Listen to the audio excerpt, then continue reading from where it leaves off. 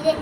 இன்று நான் பேசக்கொண்ட தலைப்பு பசுமையும் பாரம்பரியமும். இந்த இரு வார்த்தைகளும் நம் வாழ்வின் இரு கண்கள் போன்றவை. பசுமை என்பது வெறும் மரங்கள் மட்டுமல்ல, அது தூய காற்று, குடிநீர், வளமான மண், ஆரோக்கிய வாழ்வு ஆகும். நம் முன்னோர்கள் இயற்கையோடு வாழ்ந்தவர்கள், காடுகளையும் நிலங்களையும் போற்றி பாதுகாத்தவர்கள். ஆனால் இன்று நாம் என்ன செய்து கொண்டிருக்கிறோம்? மரங்களை வெட்டி நீர்நிலைகளை மாசுபடுத்தி மண்ணை மலாடாக்கி வருகிறோம்.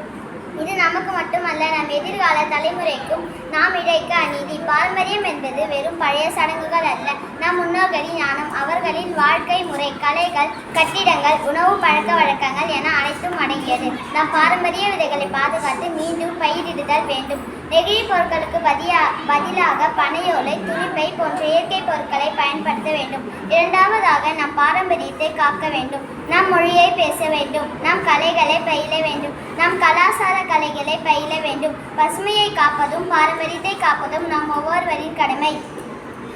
நாம் அடுத்த தலைமுறைக்கு நம் தூய்மையான வளமான உலகையும் ஒரு பெருமை மிக்க பாரம்பரியத்தையும் விட்டு செல்ல வேண்டும்.